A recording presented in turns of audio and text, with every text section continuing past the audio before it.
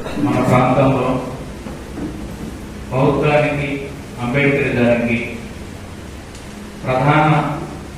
ఈ ప్రచారంలో ప్రధాన పాత్ర పోషిస్తున్నటువంటి మన ప్రాంత నాగర్ కర్నూలు జిల్లా బహుజన టీచర్స్ ఫెడరేషన్ అధ్యక్షులు గాతుల వెంకటేష్ గారిని వారి సందేశాన్ని ఇవ్వవలసిందిగా కోరుతున్నాను. ఈనాటి గురు పూర్ణిమ ధర్మచక్ర పరివర్తన దినోత్సవానికి వచ్చినటువంటి బౌద్ధ మిత్రులందరికీ స్వాగతం సుస్వాగతం తెలియజేసుకుంటూ ఈ గత ఎన్నో సంవత్సరాల నుంచి మా అచ్చంపేట ప్రాంతంలో బౌద్ధాన్ని ప్రచారం చేస్తూ ఈ పున్నమి మీట్లు నిర్వహిస్తున్నటువంటి దంపతులు డాక్టర్ చైతన్య సార్ గారికి, అదేవిధంగా ప్రవీణ మేడం గారికి, ఈ ప్రాంతంలో బుద్ధిజాన్ని ముందుకు తీసుకుపోతున్నటువంటి పిఎస్ఐ అచ్చంపేట చాప్టర్ అధ్యక్షులు చంద్రశేఖర్ గారికి, అదేవిధంగా సుమారు 400 కిలోమీటర్లు కార్ చెప్పడం జరిగింది. సుమారు 400 కిలోమీటర్ల సుదూర ప్రాంతం నుంచి వచ్చినటువంటి బొర్రగౌడన్ సార్ గారు శతాధిక గ్రంథ మనం ఒక 100 పద్యాలు రాస్తే వేమన శతకము, సుమతి శతకం అని చూస్తున్నాం. ఒక పద్యం అంటే 4 లైన్లు ఉంటాయి. అట్లాంటి 100 పద్యాలు రాస్తేనే మన శతకకర్తలుగా ఎంతో గొప్ప ప్రాముఖ్యతను సంతరించుకున్నటువంటి సందర్భాన్ని మనం చూస్తున్నాం. మరి అట్లాంటిది 100కు పైగా పుస్తకాలు రాసిందంటే అదంతా సామాన్యమైనటువంటి విషయం కాదు.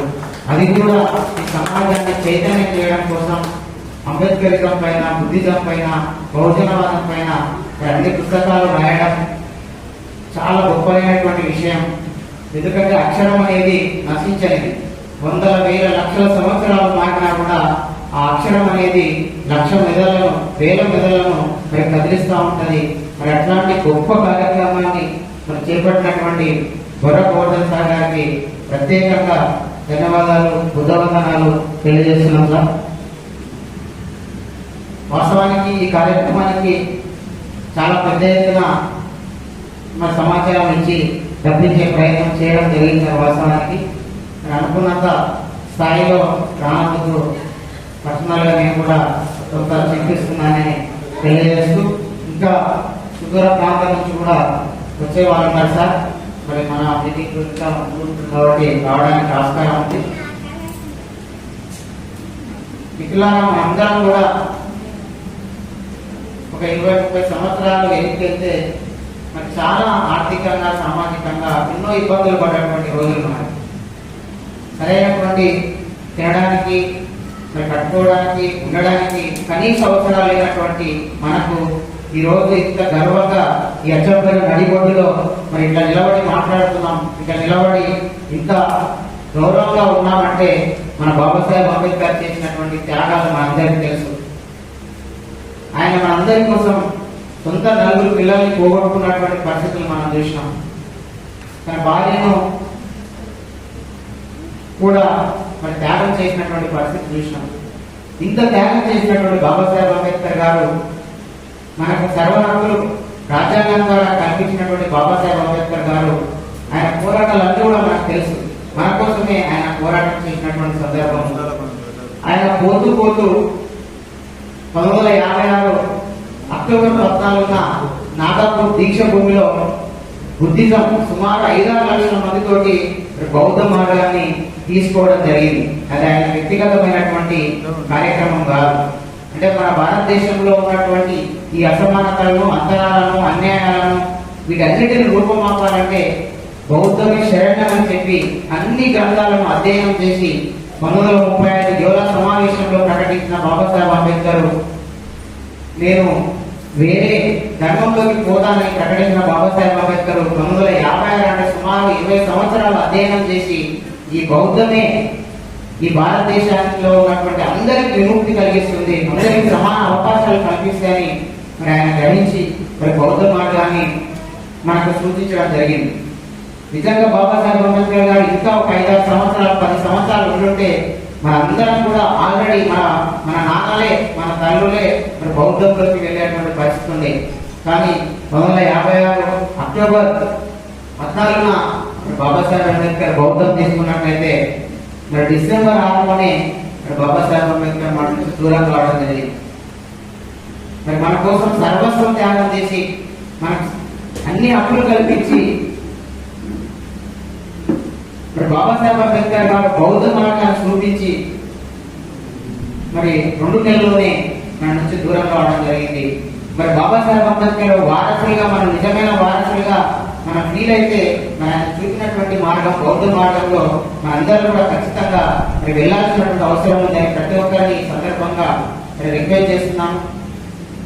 ఎందుకంటే మనం బౌద్ధ జీవన విధానంలోకి వెళ్తే బాబాసాహెబ్ అంబేద్కర్ గారికి తదనంతర బుద్ధునికి వచ్చేటువంటి ప్రయోజనం ఏం లేదు.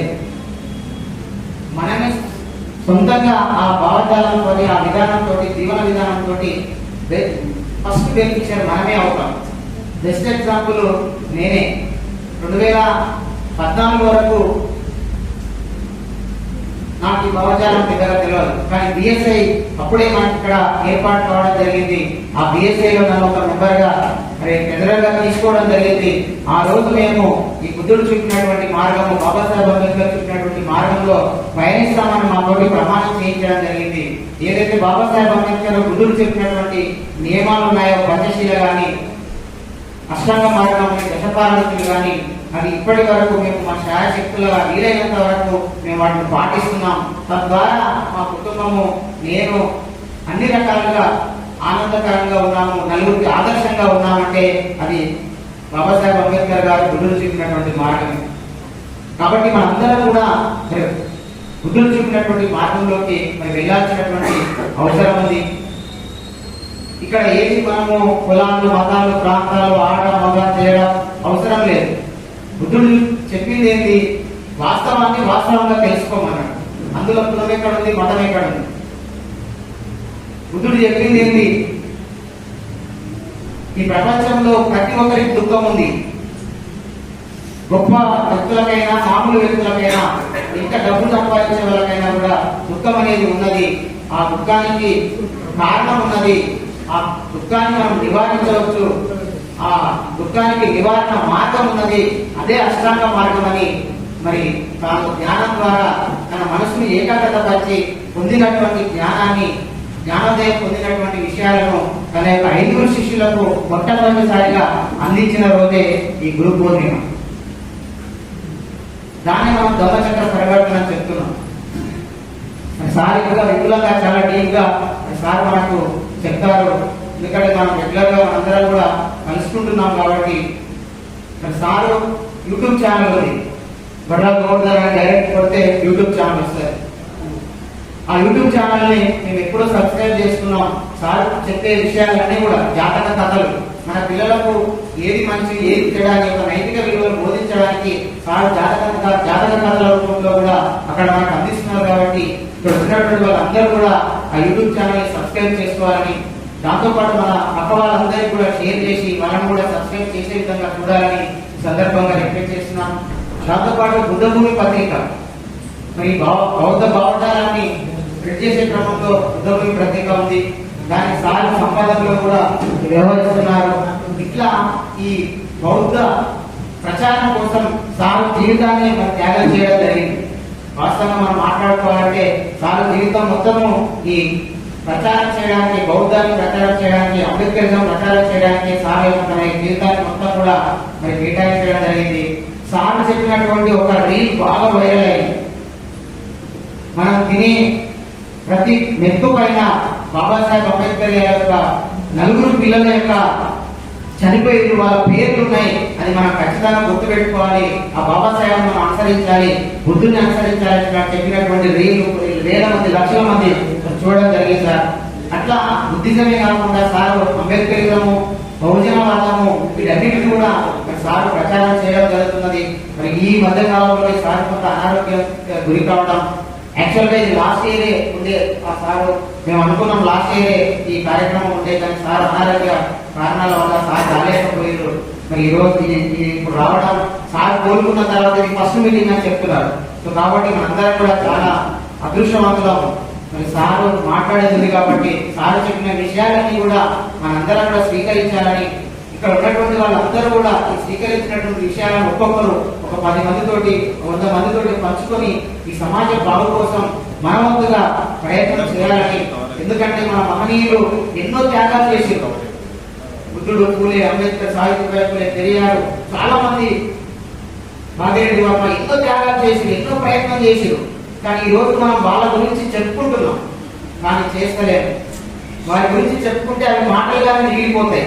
కానీ ఈ ఈ ఈ కాలంలో మనం వాళ్ళ యొక్క వారసత్వాన్ని, వాళ్ళ యొక్క కార్యక్రమాలను మనం కొనసాగింపు చేసి మనం ఈ కాలంలో గొప్పగా చేస్తే నిశ్చితరానికి మనమే మహనీయులుగా మారే అవకాశం ఉంది. అది మనందరం కూడా ఉపయోగించుకోవాల్సినటువంటి సందర్భం ఉంది. ఎందుకంటే ఏ సమయంలోనైనా వాళ్ళ మాటలు చెప్పుకుంటా పోతే దానివల్ల ప్రయోజనం ఉండదు. కాబట్టి వారి నుంచి పొందినటువంటి స్ఫూర్తి ద్వారా బహుశా సార్ ఇప్పుడు ఎన్నో కార్యక్రమాలు చేసింది కాబట్టి నెక్స్ట్ తరానికి సార్ ఒక మహనీయులుగా మిగిలిపోయే సందర్భం ఉంది. అట్లా మనం కూడా చేస్తే సార్ ద్వారా స్ఫూర్తి పొంది, చైతన్య సార్ ద్వారా స్ఫూర్తి పొంది, ఇంకా మన ముందున్నటువంటి వాళ్ళ ద్వారా స్ఫూర్తి పొంది మనందరం కూడా స్ఫూర్తి పొందడంతో పాటు ఆచరణలో పెట్టినట్టయితే, మన ఆలోచనలు సమాజానికి ఉపయోగపడే ఆశయాలుగా మార్చుకొని వాటిని ఆచరణలో పెట్టినట్టయితే ఖచ్చితంగా సమాజంలో మార్పు వస్తుందని, ఆ మార్పు కోసం ప్రయత్నం చేసినటువంటి ఎందరో మహనీయులు ఉన్నారు. వాళ్ళందరి వారసులుగా మన వంతు ప్రయత్నం చేసి సమాజం మార్పులో భాగస్వామ్యం అవ్వాలని ప్రతి ఒక్కరి సందర్భంగా పేరు పేరున మరి రిక్వెస్ట్ చేసుకుంటూ, వచ్చిన వాళ్ళందరికీ కూడా స్పెషల్ థ్యాంక్స్ తెలియజేసుకుంటూ, నాకు ఈ అవకాశం ఇచ్చినటువంటి పెద్దలకు ప్రత్యేకంగా ధన్యవాదాలు చేసుకుంటూ జై Bhim. Thank you so much. జై